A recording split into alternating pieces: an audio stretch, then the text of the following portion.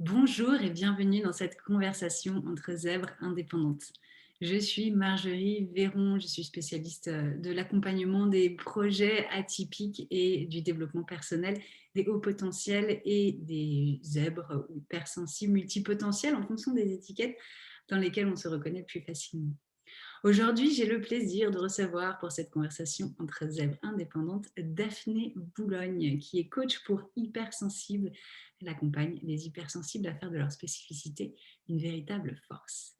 Daphné, je suis ravie de cette rencontre. Merci d'avoir accepté. Pareillement, merci beaucoup Marjorie pour cette belle invitation et pour tout ce beau travail que tu fais pour notre communauté. Merci du fond du cœur. Merci. Daphné, pour commencer cette conversation, est-ce que tu veux nous présenter un peu ton parcours de vie, ton parcours professionnel en fonction de ce qui te paraîtra le plus pertinent à partager maintenant? Parfait. Alors pour ce qui est je dirais de mon parcours, ça a été, enfin si je devais prendre un peu de recul et ce qui me vient là naturellement, je dirais, c'est un parcours d'ouverture du cœur et de connexion à qui je suis vraiment, pour aller de plus en plus près de voilà, de ce qui résonne pour moi, de mes rêves, de mes envies, pour vraiment me sentir à la juste place. C'est comme ça que je le résumerais et voilà, j'ai vu que ton parcours était, assez similaire, une première partie, de vie un peu plus traditionnelle, et en ce qui me concerne, voilà, assez classique, grande école. Enfin, j'étais vraiment dans ce que je pensais qu'on attendait de moi pour, entre guillemets, une vie réussie. Donc, par rapport aux attentes de la société. Donc, bon, j'ai commencé quand même par des études de philosophie, il fallait pas aller trop loin non plus, mais voilà, après une grande école de commerce pour cocher la case qui rassure tout le monde. Après, un parcours plutôt dans l'univers du conseil, plutôt côté conseil RH, avec un petit peu de voilà, conduite du changement et rapidement du recrutement. C'est là que vraiment ma sensibilité m'a été un outil très précieux, parce que je travaillais quasiment exclusivement avec mon intuition déjà à l'époque. Donc j'ai lancé un cabinet de recrutement parce que la manière dont je voyais enfin, le métier répondait pas pleinement à qui j'étais, donc je me suis dit: «Bah, je vais créer un cabinet qui me ressemble à ma manière et choisir des clients qui font sens pour moi». Donc ça a été, voilà, une belle expérience de vie, qui m'a permis d'aller de plus en plus près de qui j'étais. C'est là que j'ai oui, c'est en lançant mon cabinet que j'ai, découvert, le côté zèbre qui est venu à moi parce que, voilà, je partais en arborescence toutes les nuits avec des idées incroyables. J'étais épuisée, je me suis dit: «Mais je comprends pas, je ne peux pas dormir, je suis fatiguée, mais en même temps, c'est des idées géniales, comment je fais?» Et c'est là que, voilà, les choses sont venues à moi, qu'il y a eu cette première prise de conscience, cet accueil, cette acceptation. Donc ça a pris voilà, un petit peu de temps, aussi pour que les choses soient accueillie et acceptée telle quelle. Et ben, après j'ai vraiment senti que ce qui résonnait le plus pour moi, en moi, c'était, l'accompagnement. J'avais déjà fait, enfin déjà en tant que recruteur, chasseur de tête, j'étais dans l'accompagnement pour aider les personnes à trouver un environnement de travail qui résonnait avec qui elles étaient, et j'avais vraiment la spécificité de choisir des cabinets, parce que j'étais dans l'univers du conseil, qui avaient des valeurs humaines fortes et pas juste affichées. Donc je testais vraiment et j'avais, voilà, des cabinets un petit peu différents et j'allais chercher des personnalités voilà, qui cherchaient à avoir un environnement plus en adéquation avec leurs valeurs. Et voilà, l'accompagnement, le coaching est venu à moi, donc je me suis formée en parallèle de mon cabinet de recrutement. Et bah, le fait d'accompagner les hypersensibles, c'est vraiment venu comme, je dirais, comme une évidence, parce que toutes les personnes qui m'envoyaient des clients, parce que c'était vraiment du bouche à oreille, c'était que des personnes hypersensibles. Et j'ai fini par me dire: «Bon, bah, au final, j'ai compris, on a choisi pour moi», et moi, ça me va très, très bien d'accompagner des personnes qui me ressemblent sur ce même chemin je dirais, je pense que pour moi, c'est vraiment un chemin d'amour de soi, d'accueil de qui on est, de cette spécificité, la regarder différemment et la voir vraiment comme une force. Et bon, il y a eu tout un changement de vie. J'ai quitté Paris pour m'installer en Savoie, à Aix-les-Bains. Là, je m'apprête à partir m'installer en montagne dans une station de ski qui s'appelle Samoin. Voilà, le but, c'est vraiment de recentrer, d'aller toujours au plus près de ce qui est le plus juste pour moi, voilà, en changeant de vie, entre guillemets, régulièrement, pour pouvoir écouter c'est cette petite voix à l'intérieur qui me dicte ce qui est le plus juste et pour moi et aussi pour les personnes que j'aurai la chance de continuer à accompagner dans ce cadre-là. Voilà en quelques mots. Donc si je devais résumer, un parcours d'ouverture du cœur, de connexion à qui je suis, à mes besoins, d'assumer qui je suis vraiment et non plus ce que je pense que le monde attend de moi pour pouvoir être aimée et pour pouvoir avoir de la reconnaissance. Voilà, si je devais résumer, ce serait ça, en allant de plus en plus vers qui je suis vraiment et en ayant la chance d'accompagner les personnes qui me ressemblent sur ce même chemin, d'aller vers leurs rêves et vers ce qu'elles sont réellement à l'intérieur. Ouais. Très inspirant, merci. Je me demande Merci. s'il y a eu, si ce changement s'est fait d'un coup pour toi ou s'il y a eu différentes étapes, à quel moment le déclic arrive? Alors, on dirait que je suis passionnée par le développement personnel et que je suis dans un chemin voilà, personnel de développement, voilà, pour grandir depuis, ça doit faire, oui, j'ai commencé, ouais, j'ai commencé à 18 ans quand je suis arrivée à Paris et j'en ai presque 37. Donc, ça fait quand même quelques années que en plus, étant très curieuse, tu te doutes bien, très ouverte, je suis allée tester plein de trucs, enfin, ça m'amusait beaucoup pour aller comprendre. Donc, on dira que oui, ça fait près de 20 ans que finalement, je suis sur ce chemin-là. Après, il y a eu vraiment des gros caps, des prises de conscience où je dis mais qu'est-ce que je fais là, enfin, non, c'est plus là et c'était tellement évident que là, il y a eu des grosses ruptures où ça a été voilà, le changement radical, mais tout ça, ça s'est préparé. Et ça a été progressif, mais il y a eu la grosse rupture où vraiment j'ai dit là, d'accord, la vie parisienne, c'est plus pour moi. Le métier de recrutement, même si j'étais sur 2 activités depuis quelques années, non, je veux faire vraiment de l'accompagnement à temps plein et je vais me donner les moyens parce que là, quand on met son énergie, qu'on se disperse sur différentes choses, on n'est pas pleinement sur un sujet. Je me suis dit, OK, mon sujet, c'est vraiment accompagner les personnes sur un chemin similaire au mien. Donc là, j'ai fermé mon cabinet de recrutement. Ça a été assez.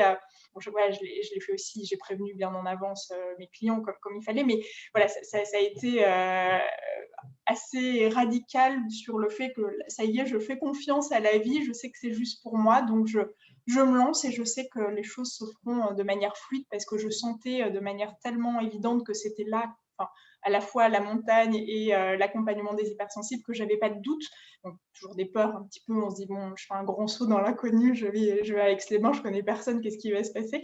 Mais en même temps, je sentais que c'était tellement, que ça pouvait pas être autrement, donc voilà, j'ai suivi mon cœur et voilà, j'ai pris mon chien, mon ordinateur avec mon cabinet de recrutement slash coaching parce que j'étais sur les 2 activités. Je suis venue m'installer en Savoie. Et je Wow. m'apprête à le refaire en partant en Haute-Savoie à la montagne. Quel acte de foi. C'est exactement ça. Ouais. Et à un moment où ben, on sait et j'allais dire on peut plus faire autrement, si on peut toujours, mais l'inconfort d'être dans quelque chose qui n'est pas pleinement ce qui est plus juste et plus fort que l'inconfort d'un je change complètement tout. Là, pareil, hein, je vais arriver à Samoin, bah, la vie a mis ici sur mon chemin un agent immobilier incroyable qui est bien sûr zèbre, hypersensible, indépendante. Hein. La vie est tellement bien faite que donc j'ai quand même une première voilà, une rencontre magique qui s'est proposée. Ah, Daphné, on t'a perdu.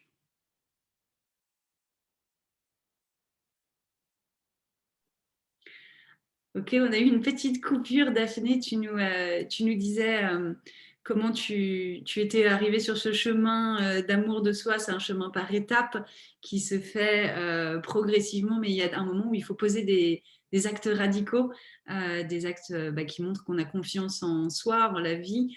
C'est des véritables actes de foi. Et tu nous disais que parfois sur le chemin, pour nous aider un peu, il y a des signes ou des êtres qui viennent nous montrer que c'est la bonne voie pour nous en ce moment-là. Et c'était le cas pour cet agent immobilier donc, qui t'a amené à Samoins, ton futur lieu de vie, c'est ça? Oui, exactement. Audrey qui est venue à moi et j'avais eu la même chose en arrivant à Aix-les-Bains, des êtres exceptionnels qui m'ont accueillie et tout est allé très très vite. Tout s'est Enfin, c'était vraiment je dirais des petits miracles les uns à côté des autres où il y avait une espèce de fluidité, d'évidence et de cadeaux de la vie, en fait, les uns à côté des autres. Alors que bon, c'est vrai qu'au début, on arrive, on débarque un peu et tout c'est comme si la voie nous était ouverte et c'est magnifique et c'est exactement ce que tu dis, ce acte de foi et quand on va vraiment, on a le courage finalement de suivre ce qui nous est proposé à l'intérieur, cette petite voix qui sait ce qui est juste. Enfin, la magie de la vie opère et ça devient juste incroyable. Oui, c'est génial. Ce que tu dis, c'est des choses que je vois en accompagnement et que je ressens un peu pour moi aussi. Il nous appartient de faire le premier pas, de se mettre en mouvement. Mais à partir du moment où on fait ce mouvement dans la direction qui nous paraît la plus juste, c'est comme si ensuite tout était beaucoup plus fluide et se mettait en place naturellement. Et dès qu'on recommence à résister, hop, ça s'arrête. Donc ça demande ce nouvel acte de foi, de reposer une action pour retrouver cette fluidité. Exactement. Ouais, c'est quelque chose que j'expérimente depuis quelques années et j'avoue que je suis dans un émerveillement continu des signes qui sont envoyés et parfois mais tellement improbables et non, c'est magnifique. Génial. Alors, Daphné, soyons honnêtes, tout n'est pas toujours tout rose. Ah Comment, oui, bien sûr. comment tu fais, toi, dans ces moments où bah, soit tu perds cette fluidité, soit tu perds cette connexion à toi et qui fait que bah, d'un coup, la vie te le rappelle en te proposant Ah oui, des alors là, c'est en général, c'est violent parce qu'on passe de notre petit nuage où tout est magique à mais qu'est-ce qui se passe? Ah, qu'est-ce que j'ai fait? Qu'est-ce qui. Oui, c'est. Mais alors, j'essaie au maximum. Voilà, on est toujours en chemin et c'est vrai que ça, voilà, j'essaie vraiment de travailler au maximum mon état d'être. Enfin mon taux vibratoire, c'est-à-dire que bah, déjà tous les matins j'ai un espèce de rituel. Bon déjà voilà pour les zèbres, la connexion au corps est quelque chose qu'on est beaucoup dans la tête, on est très très loin et surtout il suffit qu'on soit un peu connecté, là on peut être encore plus loin. Donc j'ai vraiment ce rituel tous les matins où je pars. J'ai la chance maintenant d'avoir la nature à proximité où je vais courir, je vais me connecter aux arbres. Enfin m'assois dans la terre, je mets mes mains dans la terre. Donc voilà, j'ai tout ce travail d'ancrage. J'ai aussi ce que j'appelle mon travail de journalisation où je pose les intentions du jour. Je commence tous les matins au réveil par mes gratitudes. Et alors, au départ, il y en a peu, tout ça. Et alors maintenant, j'en fais 20 minimum. Et parfois, j'arrive à un nombre de gratitudes qui moi-même, je pars dans un flot de mais c'est merveilleux, j'ai une chance inouïe. Et ça, c'est vrai que ça, tout de suite, ça permet de commencer une journée, même si voilà, on se réveille, on est fatigué, de mauvaise humeur. Enfin, je me suis imposée au réveil d'avoir cette espèce de. Alors, il y a plein de choses. Hein. Moi, je fais tout ce qui m'apporte le plus de joie, ce qui fait augmenter mon état d'être en petits morceaux, mais je fais un espèce de medley. Alors, chacun en fonction de sa personnalité, de ce qui l'active, en fait, ce qui le met en joie et en gratitude, ben, peut choisir des choses, mais je me lève exprès plus tôt et je commence toujours mes rendez-vous plus tard pour pouvoir avoir ce temps où j'ai l'impression que voilà, je travaille ma qualité d'être, mon taux vibratoire. Et ben voilà, la loi de l'attraction, on attire ce qu'on vibre, donc quand on augmente son taux vibratoire dès le matin, on vibre autre chose. Mais j'ai même des exemples où je me réveillais pas bien, tout ça, où j'étais partie sur oh non, j'ai la flemme, je vais pas le faire. Bon, je l'ai oublié plusieurs fois, maintenant je n'oublie plus parce que la journée ressemble tellement à autre chose que je ne peux plus ne pas oublier. Mais bon, il y a toujours des moments où, voilà, on se laisse un petit peu plus aller, bien sûr. Et là, oui, le lendemain, je ne recommence pas et ça m'a montré la puissance finalement bah voilà, de l'intention de choisir nos pensées, parce que finalement, les pensées, on peut décider de les choisir et de mettre notre attention sur ce qui nous fait du bien, ce qui nous ressource, ce qui nous régénère. Donc, oui, moi, j'ai vraiment ça. J'ai quelques petites méditations assez courtes voilà, quand je me sens pas bien ou qu'il y a des doutes ou je sais pas quoi. Enfin, oui, en tant que zèbre, les doutes, même avec des années de travail sur soi, ils reviennent, bien évidemment. Donc, voilà, je me connecte, enfin, je me fais cette petite méditation. J'essaie de me mettre dehors dans l'idéal, dans la nature. Et voilà, ça m'aide vraiment à me recentrer, à revenir à moi et à me changer la direction que je commençais à prendre, qui n'était pas celle qui était voilà, la plus joyeuse et la plus optimiste. intéressant. Moi aussi, je fais ça, un rituel du matin qui est pour moi devenu un indispensable. Et effectivement, les jours où où je le fais pas, je sens que ma journée est différente. Et alors, si j'ai laissé tomber 2-3 jours, au bout d'un moment, j'en ressens vraiment le besoin et le besoin de revenir à ça. Parce que comme tu le dis très justement, ça permet de travailler son état d'être. Avant de passer à l'action, je disais voilà, il faut poser une action, mais avant de poser ces actions, être vraiment sûr qu'on les pose à partir d'un espace d'alignement, de centrage, ça me paraît assez indispensable, d'autant plus quand on est zèbre, comme tu le dis aussi. On est beaucoup dans la tête et on peut s'être complètement coupé du corps, des ressentis, soit parce qu'ils font trop fort, soit parce qu'ils font peur, soit parce qu'on s'est dit qu'on n'avait pas le droit de les ressentir. Mais que le corps, du coup, c'est vraiment une clé aussi pour se reconnecter à soi. Ah mais ça, moi, ça a été tout un travail de reconnexion au corps parce que j'étais une tête qui, qui se promenait, qui partait sans arrêt dans plein d'idées. C'était le popcorn sans arrêt dans la tête et il n'y a rien d'autre. Il y avait même pas. Je me souviens, quand j'étais même adolescente, je m'étais blessée plusieurs fois. Je m'en étais pas rendu compte. C'est que je voyais pas. J'ai dit, mais mince, il y a du sang, c'est à qui? Oh, c'est à moi. Après, j'ai compris ce que c'était, mais c'est vrai que pendant des années, je me promenais sans le reste, il n'y avait qu'un bout de tout le corps. C'est ça. Donc, une grande partie de l'être, et finalement, quand on disait voilà, revenir à soi et agir à partir de soi, pour retrouver cette essence qu'on est au plus profond, souvent ça passe par le corps parce que c'est un de ses moyens d'expression aussi. Et oui, ça passe par l'ancrage. Et oui, pour moi, la clé la plus simple, c'est me connecter à la nature, sortir et aller vers les arbres, la terre. Même si je peux pas, j'ai mes plantes dans le salon, je mets mes doigts dans la terre. Enfin, c'est très concret, mais ça ramène à la matière et ça fait redescendre de quand on part dans toutes les suppositions. Voilà, ça permet au moins de redescendre de manière très, très concrète. Mm. On dit que les zèbres souvent sont hypersensibles. Alors hypersensibles, j'ai du mal avec l'expression parce que qui a fixé la norme et a décidé qu'au-delà de ça, c'était hyper et qui a décidé qu'on pouvait s'émouvoir pour certaines choses et pas pour d'autres. Mais on va dire, on parle de haut Les potentiel. grands sensibles ou les ultra sensibles, il y a tout un débat autour de la terminologie en ce moment. C'est ça, un peu comme il y a eu avec les zèbres à un moment, parce que voilà, l'idée de surdoué, il y avait cette notion de supériorité. On commence à la retrouver avec les hypersensibles, où il y a quand même une forme de jugement, où on positionne les êtres les uns par rapport aux autres. Donc c'est pour moi un peu dérangeant, mais ça n'est pas forcément tout le temps pour tout le monde. Ce qui est surtout dérangeant, c'est d'avoir cette ultra sensibilité et de ne pas savoir quoi en faire, de la subir complètement. Alors, Daphné, c'est ta spécialité, ça. Comment on fait pour vivre cette hypersensibilité comme un véritable cadeau? Alors, pour moi, c'est vraiment la base. C'est un travail d'amour de soi, d'amour de sa sensibilité, d'amour de sa spécificité, d'accueil. Enfin, avant l'amour, c'est l'accueil et se dire non, je ne suis pas un extraterrestre, non, je ne suis pas fou, non, je ne suis pas dépressif, parce que c'est toujours les termes qui reviennent. Où on se dit, mais je ne comprends pas, j'ai tout pour être heureuse, enfin, où est le problème? Pourquoi j'y arrive pas? Avec parfois beaucoup de culpabilité aussi, ne pas réussir à. On se dit tous les autres, ils y arrivent. Moi, je reste là, je ne comprends pas où est le problème, et parfois même très intériorisé. Donc, ça peut être vraiment des souffrances extrêmes. Pour moi, c'est vraiment déjà le fait de comprendre ce qui se joue. C'est un côté très rassurant. On se dit, OK, il y a d'autres personnes qui fonctionnent de la même manière. Je capte beaucoup plus d'informations. Enfin, c'est un mode de fonctionnement qui est différent, tout simplement. Donc, déjà, le comprendre. OK, donc ça rassure une partie du mental qui se dit ah moi quel est mon problème, pourquoi je suis différent. Donc ça pour moi c'est vraiment la base de peut-être regarder un petit peu quelques ouvrages. Saverio a beaucoup écrit des ouvrages magnifiques sur ce sujet, Saverio Tomasella, et d'autres. Je suis contente parce qu'en ce moment il y a beaucoup de littérature qui commence à se proposer sur le sujet avec des points de vue différents, des hommes aussi, parce que souvent moi, j'ai pas mal de personnes que j'ai la chance d'accompagner qui viennent me dire qu'est-ce que c'est dur pour un homme d'être hypersensible.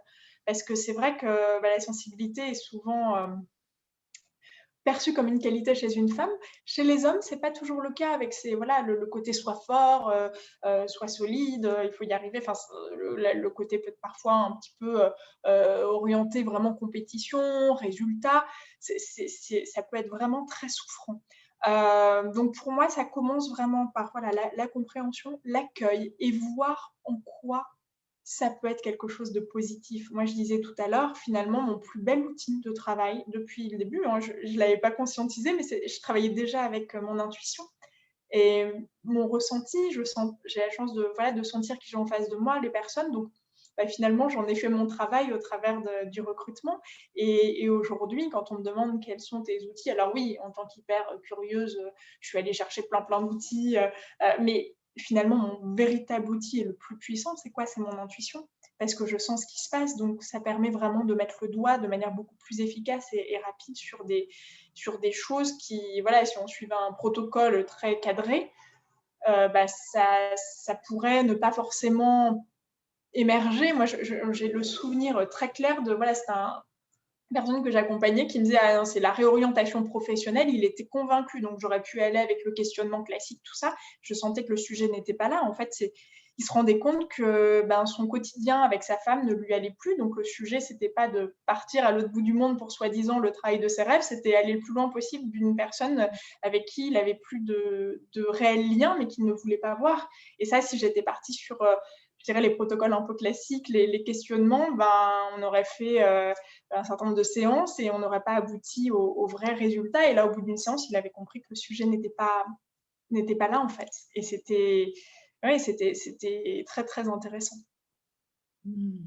Donc oui, je dirais l'amour de soi, l'accueil, voilà, de sa spécificité, regarder vraiment, questionner. Moi, j'ai un travail que j'aime beaucoup faire sur l'amour de soi, ce que j'appelle le 360. C'est vraiment demander à l'entourage quelles sont les qualités et les réussites, les plus grandes réussites qu'on voit chez nous, enfin en nous. Et j'ai été mais émerveillée de voir que finalement, toutes les qualités qui ressortaient étaient liées à l'hypersensibilité.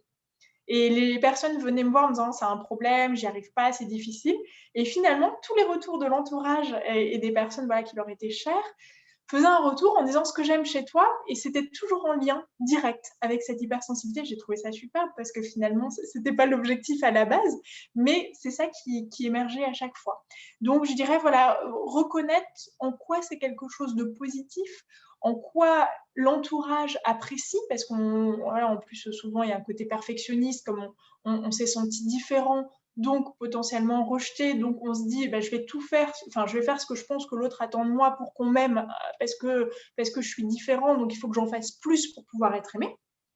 Donc ça donne des suradaptations et on ne sait même plus parfois qui on est parce qu'on a tellement été dans la suradaptation de qui on pensait qu'on devait être. Et moi, j'ai beaucoup de personnes, quand je dis les besoins, les valeurs, elles savent pas. Parce que finalement, ils étaient toujours ce que les parents voulaient, après le conjoint, après les enfants. Donc c'était des schémas qui se reproduisaient et on savait pas qui, enfin, les personnes ne savaient pas qui elles étaient et de quoi elles avaient envie. Et là, ça a été des bouleversements de mais moi aussi, j'ai des envies, j'ai des besoins, j'ai des valeurs, et finalement, pourquoi ça ne va pas au quotidien? Parce que tout ça n'est pas honoré, et parce que j'en étais même pas conscient et je le regardais même pas parce que c'était toujours les besoins de l'autre qui étaient prioritaires. Et donc pour moi, c'est vraiment ça aussi, se dire: «OK, à l'intérieur de moi, si tout était possible, qu'est-ce que je ferais? Je serais où?»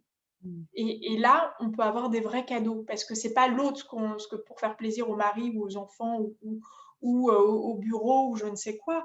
C'est moi vraiment, si tout était possible. Moi, j'ai parfois des personnes qui, voilà, dont les enfants sont maintenant mariés, qui disent: «OK, maintenant je peux».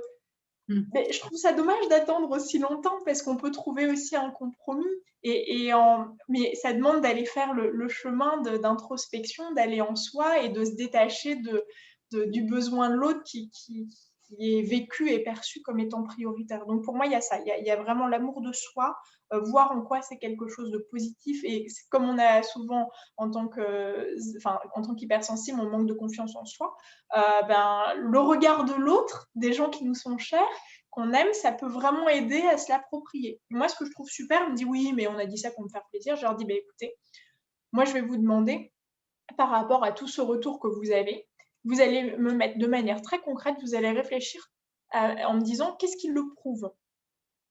Et là, bah, là, ils trouvent toujours, mais ça part pas de l'autre. Donc, je trouve ça intéressant de commencer par partir du regard de l'autre et après, eux, de se l'approprier en se disant: «Mais concrètement, qu'est-ce que je fais? Qu'est-ce que j'ai fait dans ma vie qui prouve que j'ai bien cette qualité?» Comme ça, enfin, on se l'approprie. Sinon, après, on se dit: «Non, il a dit ça pour me faire plaisir». On oublie, on ne sait plus. Et vraiment, le fait de faire ce double exercice, donc feedback, puis OK, concrètement, qu'est-ce qu'il prouve? ça permet d'intégrer davantage, je trouve. Pour moi, il y a toujours un travail aussi d'ancrage, comme on disait tout à l'heure, voilà, en tant qu'hypersensible, parce que pour moi, les zèbres sont tous hypersensibles, donc voilà, il y a cette notion de descendre de la tête qui s'imagine plein de choses, qui se fait peur toute seule avec des scénarios catastrophes parce que on n'est jamais assez bien, donc il faut toujours en faire plus et on se met en difficulté. Donc redescendre vraiment dans le corps, dans l'instant présent, où là, il n'y a pas de problème parce qu'on est vraiment connecté à ce qui est, dans ses ressentis. Pour moi, il y a vraiment l'ancrage au travers de la nature qui peut être une clé aussi, les ressentis corporels, revenir au souffle, ok, je prends ma main, je me prends la main, qu'est-ce que je ressens? Et pendant que je me prends la main et que je me demande ce que je ressens dans ma main, je ne suis pas en train de me dire que je vais me faire virer parce que je ne sais pas, moi, mon évaluation n'était pas parfaite par rapport voilà, à la barre que j'avais mise de toute façon tellement haut que de toute façon, on ne l'atteindra jamais. Moi, j'ai beaucoup de personnes qui se mettent en échec toutes seules parce que finalement, la barre est tellement haut qu'elle est inatteignable et qu'il y a une frustration constante et une insatisfaction par rapport à des critères qui ne sont même pas les critères je dirais, de l'entreprise ou de l'autre, mais qui sont les critères qui sont auto-imposés. Et ça, j'ai souvent beaucoup voilà, un travail autour de concrètement, qu'est-ce qui est attendu et toi, qu'est-ce que tu te proposes d'expérimenter, qu'est-ce que tu t'imposes? Parce que souvent, c'est ça. En fait, c'est les personnes qui, tu connais bien le sujet, c'est on se met en difficulté soi-même parce que toujours la même chose, hein, c'est la base du perfectionniste pour être aimé parce que différent, parce que rejeté, donc il faut être parfait, sinon on m'aimera pas. Donc c'est toujours, et c'est pour ça que pour moi la clé de départ, c'est l'amour de soi. Dans ma vision de ce que j'expérimente et des accompagnements que je propose. Je partage la même vision et quelle que soit l'approche que j'adopte pour aborder la question, parce que voilà, en tant que grande curieuse, hyper curieuse, j'aime bien ce terme que tu as utilisé, hyper curieuse, ça m'amène à une forme de multipotentialité, donc à voilà, avoir des cartes tellement diverses et variées qu'au bout d'un moment, on peut se perdre aussi dans la multiplicité des outils et de voir ce qui fait l'essence de chaque outil et ce qui nous permet d'atteindre. Ça me permet, comme toi, d'en arriver effectivement à la conclusion que le travail le plus important, c'est le travail sur l'amour qu'on se porte à soi-même. Et que c'est un chemin aussi, parce que voilà, à chaque fois qu'on enlève une couche, il y en a une nouvelle. Mais oui. ça fait partie de c'est un chemin qui dure une vie, hein plusieurs même. Une vie au moins, oui. Et puisqu'on parle d'état d'être, d'état vibratoire et de plusieurs vies, peut-être on peut rentrer dans cette dimension-là. Tu nous parles d'intuition, on parle de dimension plus subtile. Et moi, j'aime bien voir le haut potentiel, qu'il soit intellectuel ou sensible. C'est pas qu'une vue d'esprit, hein, c'est ce que montrent les recherches aujourd'hui, comme un câblage neurologique un petit peu différent, avec des zones où il y a plus de neurones, le câblage est fait un peu différemment, donc il y a une efficacité qui est plus grande. Ça peut être dans des zones du cerveau qui sont vraiment consacrées au raisonnement logique et analytique, mais ça peut aussi être dans des zones du cerveau qui sont concernées par tout ce qui est sensoriel et sensitif, donc à la fois les sensations et tout ce qui est de l'ordre plus émotionnel et affectif. Quand on est hypersensible comme ça à tout ce qui nous entoure et à ce qui se passe à l'intérieur de nous, est-ce qu'on ne serait pas aussi avec un potentiel d'hyperconnexion à d'autres mondes tout particuliers? Ah ben moi, j'en suis intimement convaincue, mais ça a été un long chemin d'acceptation parce que c'est toujours la même chose, c'est que ça dépend ce qu'on en fait, ça dépend comment on le voit. Il peut y avoir une très grande peur de la puissance aussi qu'on a à l'intérieur, de ne pas savoir ce qui va se passer, des choses un peu.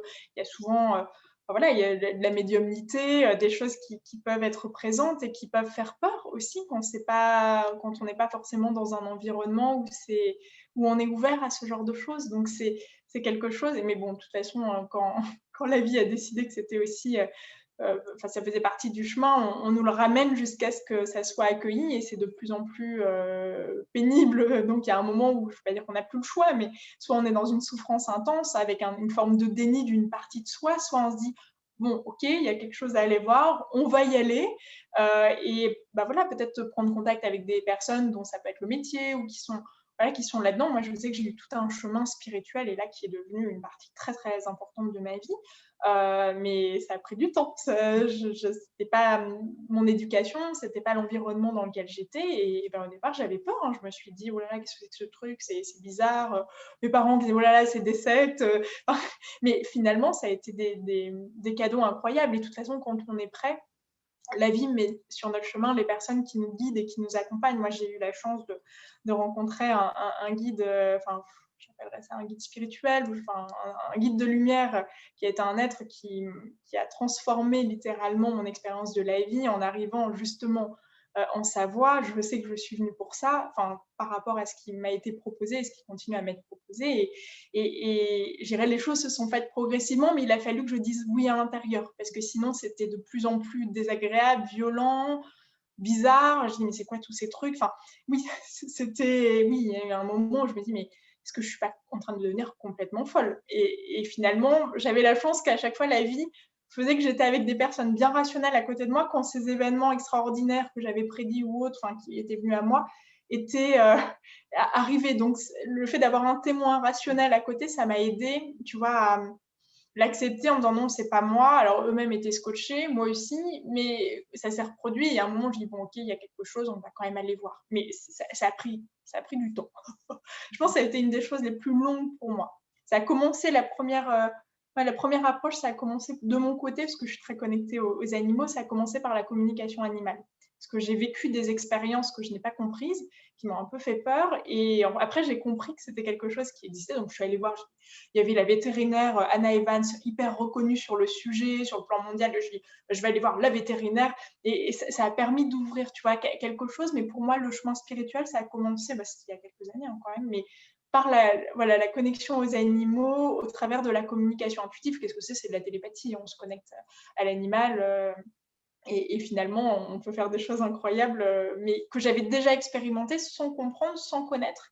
Et c'était un peu bizarre et voire flippant. Parce que je me dis, mais qu'est-ce que c'est que ce truc? Qu'est-ce qui se passe?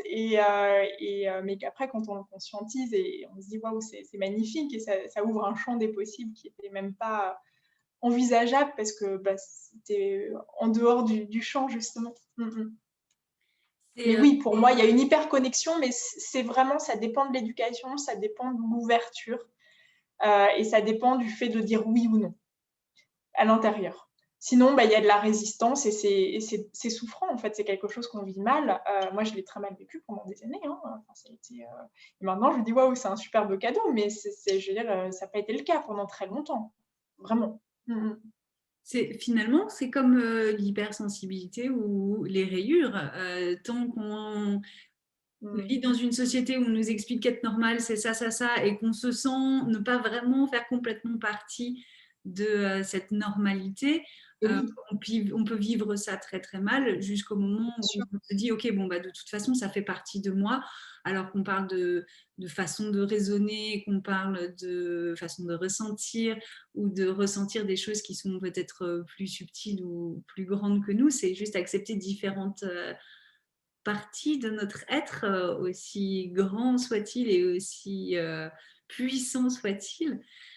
Et c'est un chemin, je remarque, qui se parcourt seul, mais en même temps qu'on ne peut pas vraiment faire entièrement seul. C'est-à-dire que rencontrer des aides sur le chemin qui vont nous ouvrir des portes, qui vont nous permettre de changer notre regard sur les choses, c'est quelque part indispensable finalement. Oui, tout à fait. Et c'est marrant parce que j'ai beaucoup de personnes rationnelles qui viennent à moi, qui ont les parcours grandes écoles classiques et qui, en fait, à un moment, finissent par m'avouer, mais comme si c'était quelque chose de honteux, il fallait pas en parler. Oui, j'ai parfois des prémonitions, en fait, je fais un peu de télépathie, et vraiment, et c'est marrant parce que j'ai de plus en plus ça, des accompagnements autour d'une ouverture à la spiritualité où on vient me voir parce que j'ai le côté rationnel qui, entre guillemets, rassure et le côté étiquette, formation, tout ce qui va bien. On se dit oui, a priori, bon, elle n'est pas trop perchée, trop barrée dans ses trucs parce qu'elle a un parcours classique à la base, mais c'est très intéressant et j'en ai de plus en plus en fait. Mais oui, enfin, pour moi, il y a vraiment, j'entendais toujours quand l'élève est prêt, le maître, enfin, quand le disciple est prêt, le maître apparaît. Je ne comprenais pas jusqu'au jour où voilà, la personne est apparue. Je lui fais ah, d'accord. Et là, je ne l'ai vraiment pas compris intellectuellement, mais c'est voilà, et ça évolue avec les personnes qu'on rencontre et c'est oui, c'est assez ouais, c'est assez magique en fait. S'ouvrir à la spiritualité, dire oui à l'intérieur. Tu l'as dit, il peut y avoir beaucoup de puissance là derrière, mais il peut y avoir aussi beaucoup de peur. Oui. Qu'est-ce qu'on fait de ces peurs, Daphné? Ah ben moi j'étais moi ça a commencé, mais ça a été le moment où j'ai eu le plus peur, c'est quand en fait j'ai eu ressenti un appel pour voilà, le chamanisme. Ça a été assez succinct, mais j'ai compris pourquoi. C'est en fait, je suis partie en transe sans savoir ce que c'était. Donc en plus, ouais, j'aime bien être discrète dans les groupes. Alors là, je suis partie, donc il y avait 3 personnes qui me tenaient, qui essayaient de me faire revenir dans mon corps. Moi, je ne comprenais pas ce qui se passait, je me voyais du dessus en disant: «Mais qu'est-ce qui se passe?» Et en effet, j'ai eu très, très peur et j'ai coupé pendant un moment parce que je me suis dit: «Waouh, qu'est-ce qui se passe?» Mais ce qui m'a aidée, ça a été de quand même comprendre aussi un petit peu intellectuellement, de lire sur le sujet. Bien sûr, à moi est venu Un monde plus grand, là, le documentaire sur, voilà, cette chamane qui est très connue, qui fait des recherches scientifiques Corinne Sombrin. Enfin, donc tout est venu à moi pour m'aider à ne pas être en panique totale en me disant mais qu'est-ce qui se passe? Il y a un truc que je ne contrôle pas qui se passe en moi et je n'avais pas trop compris comment ça se passait. Mais pour moi, c'est s'autoriser à aller dans la peur, en fait, dans l'objet de la peur. Donc ça a été très difficile hein, parce que je me suis dit oh là là, qu'est-ce qui va se passer? Mais j'ai trouvé des personnes de confiance avec qui je suis allée justement parce que le fait de ne pas savoir ce qui se passe et d'avoir quelque chose qu'on ne comprend pas, après on a peur de quelque chose qu'on n'a pas compris, donc il n'y a rien de pire que le flou. Donc aller mettre du sens et voilà, de la compréhension sur ce flou, ça permet, et moi après, bah, voilà, j'ai plus du tout eu d'attrait pour le chamanisme, mais j'avais besoin d'expérimenter ça pour pouvoir passer à un autre niveau. Mais ça a été extrêmement, sur le coup, bah, ça a été très violent et surtout, je n'ai pas compris, quoi. Donc, j'ai eu très peur. Et c'est vraiment, voilà, c'est ça. C'est pour moi, hein, de mon expérience, c'est de dire, OK, de toute façon, il n'y a rien de pire que le flou. Donc, on va aller dans l'objet de cette peur et on va aller voir ce qui se passe. Moi il y a quelques années, je ne pouvais pas conduire. J'avais, voilà, c'était, ben, je me suis dit, OK, de toute façon, je n'aurai pas le choix. Si je veux mener la vie de mes rêves, si je reste sur cette peur, ben, finalement, je resterai à Paris, je prendrai le métro toute ma vie. Ça n'a aucun, c'est pas cohérent. Donc, je suis allée, bah, j'ai repris 18 ans après des cours d'auto-école et en essayant de comprendre avec quelques séances d'hypnose aussi où était l'origine de la peur et en pratiquant, en expérimentant. Maintenant, c'est même plus un sujet. Enfin, je conduis dans la neige, à la montagne, mais il y a encore voilà, quelques années, on m'aurait dit tu vas reconduire. J'y croyais pas, mais tu vois, enfin pour moi c'est vraiment ça, c'est se dire ok, j'y vais avec une personne qui peut m'accompagner à y aller en étant en sécurité dans l'objet de la peur. Et après, une fois que c'est compris, que c'est intégré, on transmute en quelque chose d'autre, en fait. Donc, pour moi, il y a toujours une compréhension à avoir parce que ouais, la peur de la voiture, il y avait toute une symbolique derrière. Donc, j'ai compris la symbolique, j'ai compris d'où ça venait. J'ai fait aussi peut-être un travail oui, sur une vie antérieure par rapport à quelque chose, des souvenirs qui me venaient que je ne comprenais pas d'où ça venait, ben, ça venait d'ailleurs. Donc, je fais tout ce travail-là et maintenant, ben, ça y est, c'est transmuté. Pour moi, c'est vraiment un travail de transmutation, de compréhension en fait, de ce qu'il y a derrière cette peur on y va avec bienveillance, beaucoup d'amour, avec quelqu'un qui peut nous guider, avec qui on se sentira en confiance et on va y aller. Et là, on a les plus beaux cadeaux en fait, au fond des peurs. Enfin, moi, j'ai eu des cadeaux complètement inespérés et inattendus. Et vraiment, j'étais surprise et ça s'est transmuté en fait. Mmh. Oui, c'est ça, c'est de la transmutation, c'est vraiment un travail d'alchimiste de transformer, sans transmuter ce qui nous plombe et qui nous retient, et qui est lourd, et qui est pesant, et qui fait peur, en quelque chose de beaucoup plus léger et scintillant finalement.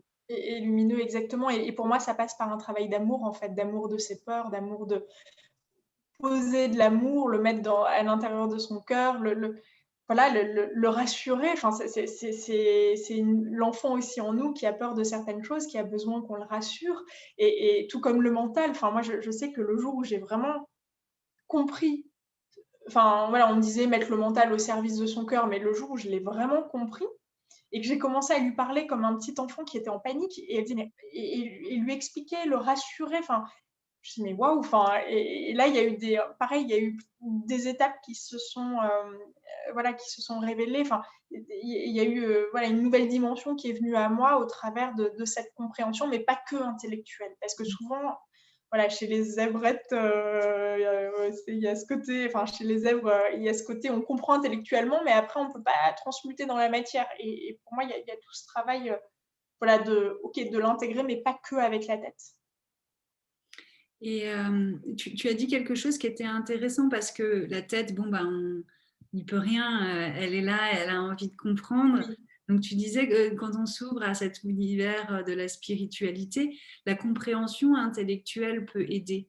Et moi, je constate dans ma pratique, qu'elle soit perso ou professionnelle, c'est un peu comme si la frontière entre le visible et l'invisible était de plus en plus fine et impalpable, en même temps qu'aujourd'hui, la science de pointe, les neurosciences, la physique quantique, qui a quand même quasiment 100 ans maintenant, hein, donc ça ne tombe pas d'hier, sont en train vraiment de refaire le lien avec toutes ces traditions plus ou moins ancestrales, orientales ou pas d'ailleurs, et que du coup aujourd'hui on peut presque comprendre intellectuellement ce monde de l'invisible. Donc ça peut être une porte d'entrée d'aller chercher à comprendre tout comment à tout fait. ça marche, tout en restant en parallèle ouvert, de ne pas rester que dans la tête, mais en restant bien dans son corps aussi, Oui, donc comprendre intellectuellement tout en étant présent au corps. Euh, exactement. pour moi, ça aide. Je ne sais pas si tu le constates aussi.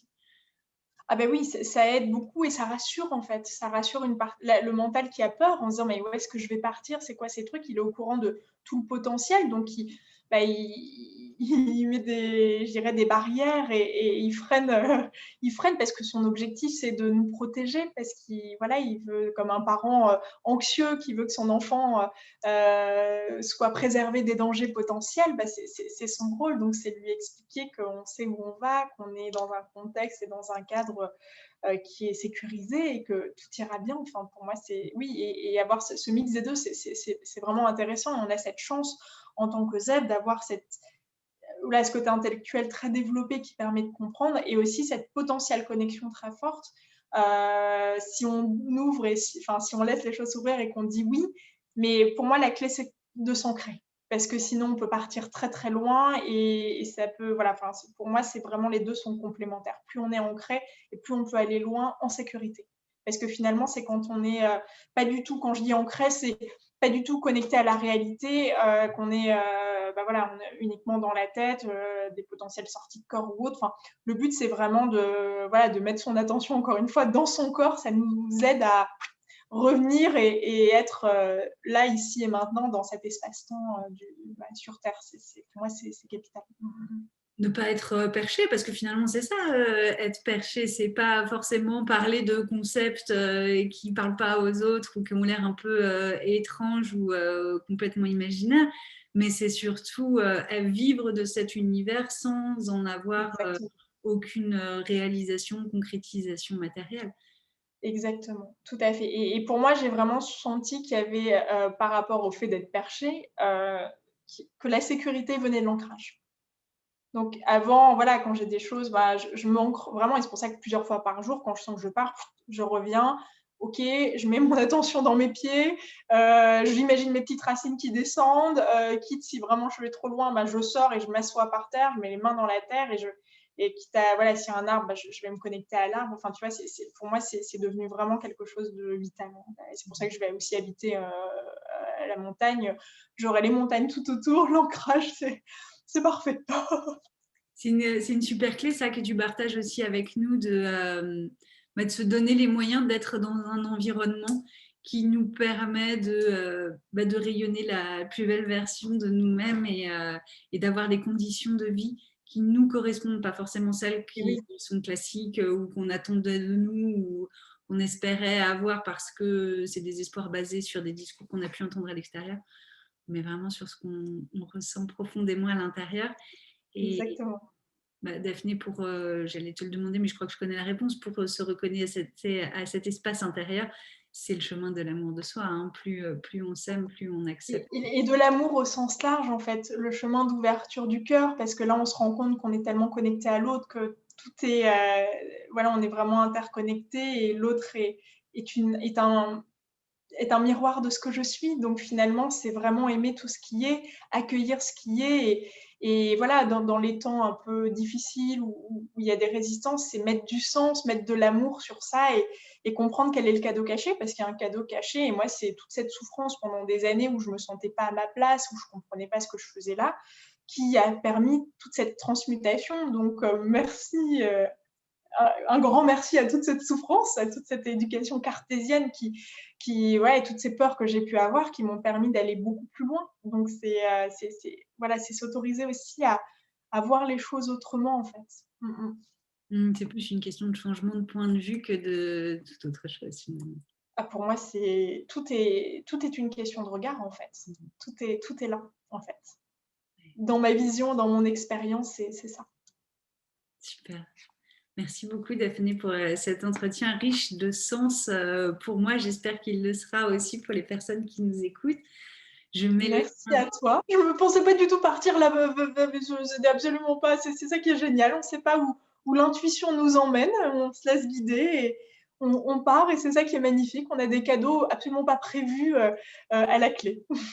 C'est ça. C'est pour ça que j'aime bien ce concept de conversation parce que voilà, entre zèbres, on ne sait jamais jusqu'où ça va nous emmener. Et je suis ravie que ça parte dans cette direction de temps en temps. C'est pas systématique. Il y a des personnes avec qui c'est possible, des personnes avec qui ça l'est moins. Et ça fait partie de la beauté aussi de la vie. J'aime bien dire que la beauté de la forêt réside dans la variété des essences qui la composent. Donc, Et pour moi, il y a eu, j'ai juste quelque chose qui me vient là.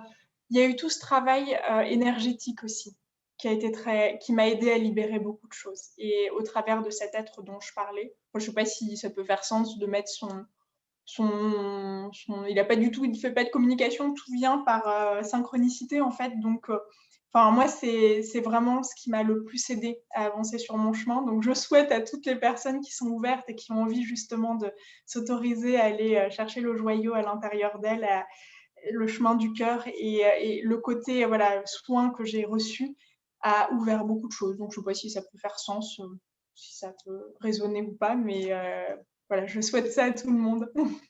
C'est des rencontres qui peuvent changer une vie, en fait. oui, il y a des rencontres qui peuvent changer une vie. Je suis d'accord avec toi complètement. Il y a des rencontres qui changent la vie et il y en a qui changent la vie sans qu'on s'en rende compte forcément tout de suite aussi. Oui, oui, Parfois, le c'est déclencheur vrai. c'est tout de suite. Puis parfois, il y a eu des rencontres et c'est des années après qu'on se rend compte que ah bah oui, mais en fait, j'avais pas fait ça pour rien. Tout ça prend sens aujourd'hui. Oui, oui, oui, c'est sûr. Se faire confiance aussi dans les ressentis qu'on a par rapport aux Oh, personnes oui, qui peuvent nous accompagner sur ce chemin. oh, Ça va oui. être Et on a cette chance en tant que zèbre, on sent. Si on écoute, si on laisse l'espace, c'est ça le sujet, parce qu'on a souvent plein de trucs qu'on n'entend plus. Si on laisse l'espace, on a notre réponse. On sait si c'est juste ou pas. Et c'est ça qui est magique, en fait. On a ce pouvoir, je dirais ce super pouvoir, cet hyper pouvoir incroyable de sentir ce qui est juste, en fait. Si on l'écoute, encore une fois. Superbe, très beau mot de la fin, j'adore. Merci beaucoup Daphné. Si on veut te retrouver, donc il y a ton site internet sous Oui. la vidéo. Merci beaucoup pour cet échange riche et doux. Merci à toi. Voilà, je suis très touchée par ton énergie et toute la lumière que tu vibres. C'est magnifique et merci d'œuvrer pour notre belle communauté avec autant de bienveillance, d'amour et voilà, ça me semble tellement évident. Enfin, voilà, la place qui est tellement parfaite, c'est très beau de devoir rayonner comme ça. Merci, merci pour tout. Merci Daphné. Un très grand merci à toi pour ta participation aussi avec ce rayon-là qui émane de toi physiquement et énergétiquement. Merci à vous qui nous écoutez. J'espère que ce moment vous aura nourri aussi. Voilà, pour retrouver Daphné, vous avez les informations. Si vous voulez d'autres parcours inspirants de zèbres, de zébrettes indépendantes, vous en retrouverez sur cette chaîne YouTube. Et puis, si vous avez besoin d'échanger pour savoir quelle direction prendre ou développer un projet qui vous tient à cœur, je suis à votre disposition. Je vous dis un grand merci et à très bientôt. Merci à toi, Marjorie. À bientôt et merci pour votre écoute et pour votre confiance. À bientôt, Daphné. À bientôt. Au revoir, Marjorie.